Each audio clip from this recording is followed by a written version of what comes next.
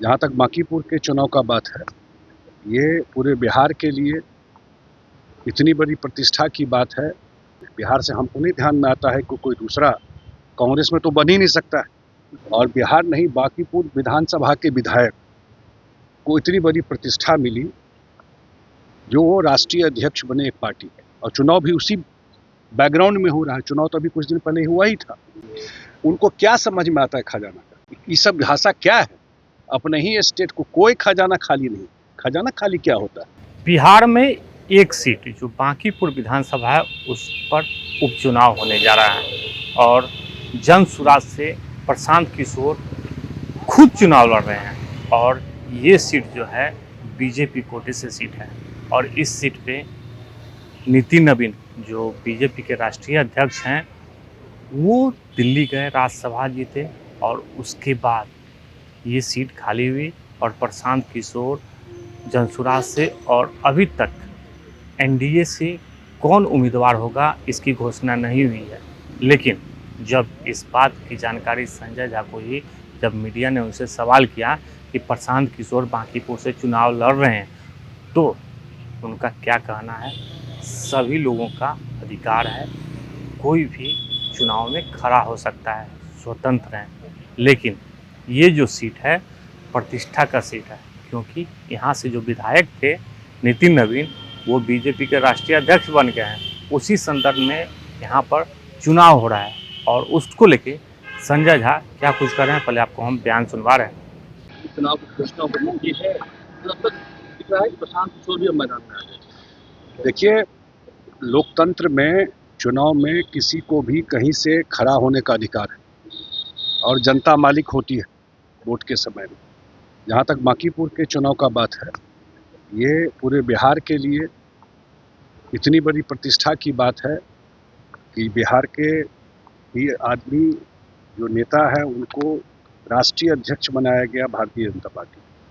सच पहला वो व्यक्ति है जो जिनकी सरकार है दिल्ली में, उस पार्टी के राष्ट्रीय अध्यक्ष बने। बिहार से हमको नहीं ध्यान में आता है कि कोई दूसरा कांग्रेस में तो बन ही नहीं सकता है, वो तो परिवार में रहता है। तो बीजेपी में पहले बिहार के नेता हैं जो राष्ट्रीय अध्यक्ष बने, और बिहार नहीं, बांकीपुर विधानसभा के विधायक को इतनी बड़ी प्रतिष्ठा मिली जो वो राष्ट्रीय अध्यक्ष बने एक पार्टी के, और चुनाव भी उसी बैकग्राउंड में हो रहा है। चुनाव तो अभी कुछ दिन पहले हुआ ही था। मुझे जरूर लगता है कि बिहार में जब विधानसभा चुनाव भी हुआ था, हम लोगों ने कहा था उस समय भी कि जो डबल इंजन की सरकार बिहार में और देश में काम कर रही है, कोई ये मिस नहीं करना चाहता है इस समय को, इस मोमेंट को। और बांकीपुर में एनडीए जो हम लोगों को फीडबैक है, जो जानकारी है, बहुत बड़े मार्जिन से चुनाव जीते। ममता बनर्जी कह रही है कि मुझे रोकना होगा तो मारना पड़ेगा, मैं रुकने वाली नहीं। कहाँ ही कोई रोकेगा? कोई रोका है उनको आज तक? राजनीति में कोई किसी को रोकता है क्या? जनता ने तय करता है किसको रोका, किसको बढ़ाया। जनता ने बंगाल में तय कर दिया और उनके पार्टी के लोग ही सब छोड़ के निकल गए। तो उनको तो खुद आत्मविश्लेषण करना चाहिए, कैसी पार्टी वो चला रही थी, क्यों छोड़ के चले गए सब लोग जो है उनको, और जनता ने कहाँ जाकर के बैठा दिया उनको। वो सेल्फ असेसमेंट खुद करना चाहिए। ऐसा हाल किसी पार्टी का हुआ है क्या आज तक? चुनाव लोग जीतता है, हारता है, तो कैसी पार्टी? सिंडिकेट टाइप पार्टी चल रहा था, इसीलिए हाल हुआ। तो एक सवाल ये है, प्रशांत किशोर नाते के साथ जेडीयू को ही जवाब देना होगा।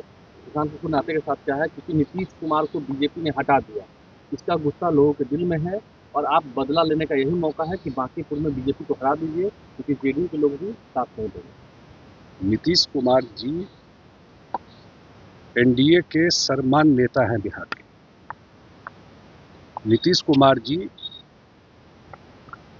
2025 में मुख्यमंत्री बने, पिछले 20 साल से बिहार के मुख्यमंत्री रहे और ज़्यादा समय हम लोगों ने एनडीए में ही मुख्यमंत्री हुए। कुछ ही समय के लिए विपक्ष के साथ हम लोग रहे।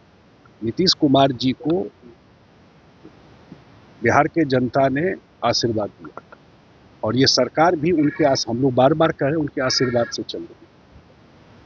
जहाँ तक उनकी बात है, वो राज्यसभा गए तो सेशन शुरू होगा, इस सेशन में भी रहेंगे राज्यसभा में, और कोई किसी नीतीश कुमार जी को कोई हटा देगा लोग जो नीतीश कुमार जी को नहीं जानता है, आपको सब लोग जानता है, अब कोई प्रेशर में ला देगा और वो हट जाएंगे।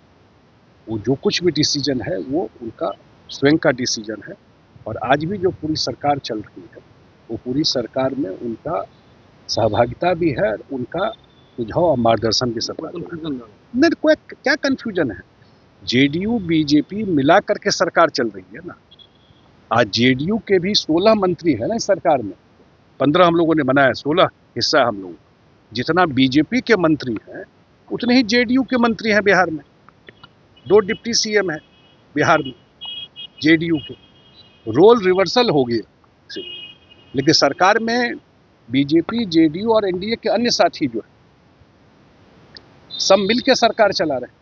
जितनी जवाबदेही बीजेपी की सरकार चलाने की है बिहार में, उतनी ही जवाबदेही जेडीयू की सरकार चलाने की। और हम लोगों ने पहली बार ज्वाइंट मैनिफेस्टो निकाला एनडीए ने चुनाव से पहले। इससे पहले ज्वाइंट मैनिफेस्टो नहीं आता था। तो हमारी प्रतिबद्धता बिहार के जनता के प्रति है कि इतना बड़ा मैंडेट जो मिला 2025 में, वो 5 साल में जो हम लोगों ने कमिटमेंट किया है वो पूरा करना है और ज्वाइंटली पूरे पांचों पार्टी को मिल करके ये काम करना है। उनको क्या समझ में आता है खजाना का, ये बताइए ना। ये सब भाषा क्या है? अपने ही स्टेट को कोई खजाना खाली नहीं। खजाना खाली क्या होता है? बिहार में जो विकास की गति है वो और स्पीड में चलेगी। जो मुख्यमंत्री जी हैं वो भी, सम्राट चौधरी जी, वो नए इनिशिएटिव ले रहे हैं इन्वेस्टमेंट को लेकर के, उद्योग को लेकर के।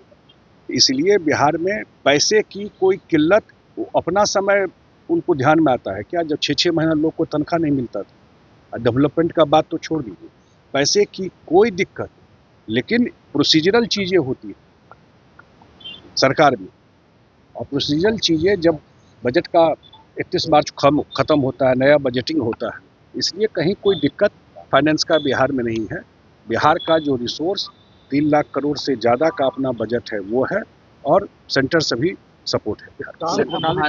भारत तिवारी के साथ 2 केंद्रीय मंत्री गए थे, दोनों का बयान अलग है। देखिए ऐसा है, मैं बहुत स्पष्ट कर देता हूँ अपने पार्टी की तरफ से कि जब बिहार के कैबिनेट ने फैसला किया, कैबिनेट ने फैसला किया कि जुडिशल कमीशन बना करके जांच हो, और वो गए भी वहाँ पर।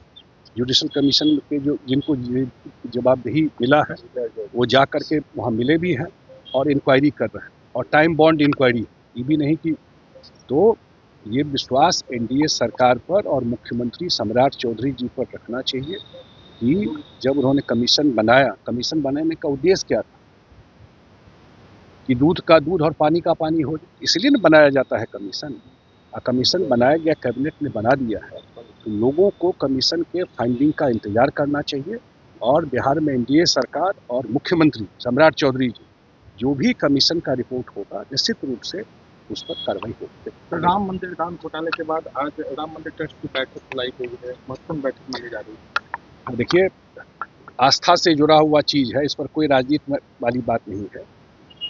एफआईआर हुआ है, लोग अरेस्ट हुए हैं इसमें, और मुझे लगता है कि जो भी सरकार है वहाँ पर निश्चित रूप से जो भी गड़बड़ी, आदमी तो समाज में तरह तरह का लोग होता है जो गड़बड़ करता है, और जब संज्ञान में सरकार ने लिया है, ट्रस्ट ने लिया है, और उस पर कार्रवाई ऑलरेडी शुरू हो चुकी है उनकी। तो आपने संजय झा का वो बयान सुना जिसमें उन्होंने साफ तौर पे कहा है कि बांकीपुर सीट जो है प्रतिष्ठा का सीट है, क्योंकि यहाँ पर जो प्रत्याशी थे, मतलब में जो विधायक थे, वो बीजेपी के राष्ट्रीय अध्यक्ष बन गए। तो उसी संदर्भ में यहाँ पर चुनाव हो रहा है, उपचुनाव हो रहा है, और वहीं पे तेजस्वी यादव जो सरकार का खजाना खाली बताते हैं, तो उसको लेके भी संजय झा ने साफ तौर पे कहा है कि सरकार का खजाना खाली नहीं है, और जो सम्राट चौधरी की जो सरकार है नई नई योजनाएं लाके उस पर काम कर रहे हैं। और तेजस्वी यादव ये नहीं समझे कि उनके जो पिता का जो शासनकाल था उस समय 6-6 महीना वेतन तक नहीं मिलता था। Alok Kumar, headline news, Patna.